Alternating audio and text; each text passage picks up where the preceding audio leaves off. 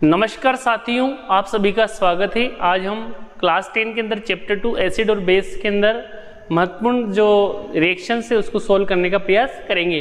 तो देखिए, सबसे पहले acids and bases react with metal. तो जितने भी एसिड्स होते हैं बेसेस के साथ क्रिया करके, एसिड्स और बेसेस जो मेटल के साथ क्रिया करके क्या बनाते हैं। तो देखिए, ये एसिड सल्फ्यूरिक एसिड जब जिंक के साथ क्रिया करता है तो जिंक सल्फेट और हाइड्रोजन गैस देता है, यानी कि जिंक सल्फेट क्या है, एक प्रकार का साल्ट है। तो यानी कि ये क्या बनाते हैं, साल्ट बनाते हैं, प्लस हाइड्रोजन गैस रिलीज करते हैं। देखिए, एक अपना एक्सपेरिमेंट है यहाँ हमने जिंक लिया और सल्फ्यूरिक एसिड लिया, तो जब दोनों क्रिया करेंगे तो यहाँ बनेगा ZnSO4 plus hydrogen gas release होती है। और हाइड्रोजन गैस जब सोप सॉल्यूशन में हम इसको डालते हैं तो ये बाहर निकलती है, और जब जलती हुई मोमबत्ती यानी कि बर्निंग कैंडल इसके पास ले जाते हैं तो ये पॉप साउंड्स सेक्रेट करती है, पॉप साउंड के साथ जलती है। तो जो भी जनरली हम कह सकते हैं कि जो मेटल्स होते हैं वो एसिड के साथ क्रिया करके साल्ट और हाइड्रोजन गैस रिलीज करते हैं। अब देखिए, ये बहुत सारे एग्जांपल्स हैं। यहाँ पे देखिए, हाइड्रोक्लोरिक एसिड एल्यूमिनियम के साथ क्रिया करके एल्यूमिनियम क्लोराइड बना रहा प्लस हाइड्रोजन गैस दे रहा है। तो ये एल्यूमिनियम क्लोराइड एक प्रकार का क्या है, ये एक प्रकार का साल्ट है। इस तरह से हाइड्रोक्लोरिक एसिड जिंक के साथ क्रिया करके, जिंक मेटल के साथ क्रिया करके जिंक क्लोराइड बना रहा है और हाइड्रोजन गैस दे रहा है, तो जिंक क्लोराइड भी एक प्रकार का क्या है, साल्ट है। इस तरह से HCl Mg के साथ जब क्रिया कर रहा है तो मैग्नीशियम क्लोराइड बना रहा है, ये भी साल्ट है। तो हम कह सकते हैं कि एसिड मेटल के साथ क्रिया करके salt plus hydrogen gas release करते हैं। तो generally all acids react with metal to form salt and hydrogen gas. Okay, next देखिए, अब बेस की बात करते हैं। बेस जब मेटल के साथ क्रिया करता है तो वो भी साल्ट और हाइड्रोजन गैस देता है, लेकिन सभी बेस जो होते हैं वो मेटल के साथ क्रिया नहीं करते हैं। देखिए, कुछ बेस जैसे NaOH, सोडियम हाइड्रोक्साइड, जब जिंक चूर्ण के साथ या जिंक के साथ क्रिया करता है तो sodium zincate Na2ZnO2 plus hydrogen gas release करता है। तो all bases are not react with metal but some bases are react with metal and to form salt and hydrogen gas. यानी कि सभी बेस तो मेटल के साथ क्रिया नहीं करते हैं, लेकिन कुछ बेस जैसे सोडियम हाइड्रोक्साइड, पोटेशियम हाइड्रोक्साइड, ये मेटल के साथ क्रिया करके साल्ट और हाइड्रोजन गैस रिलीज करते हैं। जैसे इसके साथ सोडियम जिंकेट बना Na2ZnO2। अब देखिए, आज का जो हमारा मुख्य टॉपिक है, दूसरी वाली जो रिएक्शन है, acid react with metal carbonate and metal hydrogen carbonate. यानी कि जो हाइड्रोजन कार्बोनेट और जो मेटल के जो कार्बोनेट होते हैं उनके साथ एसिड क्रिया करके क्या बनाते हैं। तो देखिए, कोई भी मेटल के साथ अगर CO3 जुड़ रहा है तो वो मेटल का कार्बोनेट है। जैसे अगर अपन बात करें तो Na2CO3 ये एक प्रकार का मेटल का कार्बोनेट है। जैसे MgCO3 है तो ये भी मेटल का कार्बोनेट है। देखिए, यहाँ पे कार्बोनेट की वैलेंसी जो है -2 है। इस तरह से मेटल के साथ अगर कोई भी HCO3 जुड़ रहा है तो मेटल का हाइड्रोजन कार्बोनेट है। जैसे मेटल का हाइड्रोजन कार्बोनेट यहाँ NaHCO3, ये भी मेटल का हाइड्रोजन कार्बोनेट है। जैसे पोटेशियम हाइड्रोजन कार्बोनेट, ये भी मेटल का हाइड्रोजन कार्बोनेट है। तो आप समझ गए होंगे मेटल का कार्बोनेट और मेटल का हाइड्रोजन कार्बोनेट क्या है। अब देखिए, मेटल क्या है, कोई सी भी मेटल हो सकती है। Sodium, potassium, calcium, magnesium, aluminium, iron, zinc, copper, lead, silver, aurum, ये कोई सी भी मेटल हो सकती है यहाँ आगे। और इसके साथ अगर CO3 जुड़ रहा है तो वो मेटल का कार्बोनेट है, और HCO3 जुड़ रहा है तो मेटल का हाइड्रोजन कार्बोनेट है।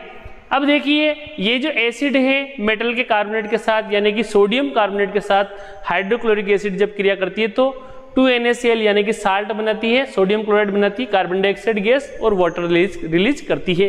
इस तरह से मेटल, ये जो देखिए एसिड, हाइड्रोक्लोरिक एसिड जब मेटल का हाइड्रोजन कार्बोनेट यानी कि सोडियम हाइड्रोजन कार्बोनेट के साथ क्रिया करके क्या बना रही है, इसका Na और इसका Cl बन रहा है NaCl, इसका CO2 अलग होगा, और एक O जो बचा है इसका H और H यानी कि H2 और O। तो यानी कि क्या हुआ, मेटल के कार्बोनेट और मेटल के हाइड्रोजन कार्बोनेट जब एसिड के साथ क्रिया करते हैं तो क्या बनाते हैं, साल्ट, कार्बन डाइऑक्साइड और वाटर बनाते हैं। अब देखिए, जो अगर इस कार्बन डाइऑक्साइड की हमें पहचान करनी है, इसका टेस्ट करना है, तो हम क्या करेंगे, इस कार्बन डाइऑक्साइड जो हमने जो मेटल का कार्बोनेट है उसकी एसिड के साथ क्रिया कराई तो देखिए यहाँ पे कार्बन डाइऑक्साइड बनती है।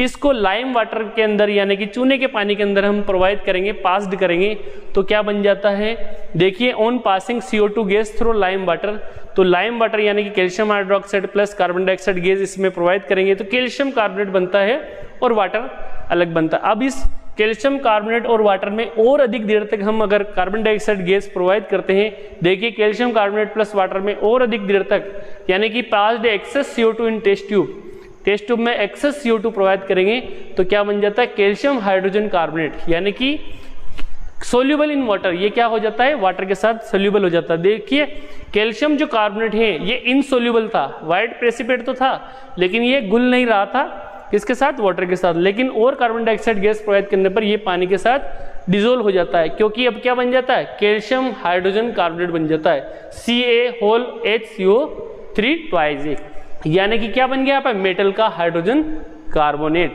अब देखिए acids react with metal carbonate and metal hydrogen carbonate, यानी कि एसिड मेटल के कार्बोनेट और मेटल के हाइड्रोजन कार्बोनेट के साथ क्रिया करते हैं तो क्या बनाते हैं, साल्ट बनाते हैं, कार्बन डाइऑक्साइड बनाते हैं और वाटर बनाते हैं। ये तीन चीजें आपको याद रखनी है, CO2, साल्ट और। अब देखिए metal carbonate metal hydrogen carbonate की एसिड के साथ क्रिया होती है तो साल्ट, कार्बन डाइऑक्साइड और वाटर का निर्माण होता है, ये प्रोडक्ट के रूप में और ये रिएक्टेंट के रूप में होते हैं। अब देखिए तीसरी रिएक्शन, ये भी महत्वपूर्ण है, reaction between acids and base with each other, यानी कि एसिड और बेस दोनों आपस में क्रिया करते हैं तो क्या बनाते हैं, तो देखिए एसिड्स प्लस बेस बराबर साल्ट प्लस वाटर, यानी कि एसिड्स लेंगे अपन हाइड्रोक्लोरिक एसिड, बेसिस हमने NaOH लिया तो क्या बना NaCl यानी कि सोडियम क्लोराइड प्लस वाटर यानी कि H2O। देखिए एसिड जब बेस के साथ क्रिया करता है तो साल्ट बनाता है और ये एक प्रकार की न्यूट्रल बनाता है, इसलिए इस प्रकार की रिएक्शन न्यूट्रलाइजेशन रिएक्शन कहलाती है। तो देखिए the reaction between an acids and a base to form salt and water, यानी कि इसमें क्या बनता है, साल्ट और वाटर बनता है। This reaction is known neutralisation reaction, इसको क्या बोलते हैं, न्यूट्रलाइजेशन रिएक्शन कहते हैं। इसको सामान्यतः उदासीनीकरण अभिक्रिया कहते हैं, यानी कि एसिड जिसमें एसिडिक बिहेवियर है, बेस जिसमें बेसिक नेचर है, दोनों रिएक्शन करेंगे तो साल्ट बनेगा, यानी कि वो न्यूट्रल हो जाता है, यानी कि ये न्यूट्रलाइजेशन रिएक्शन है।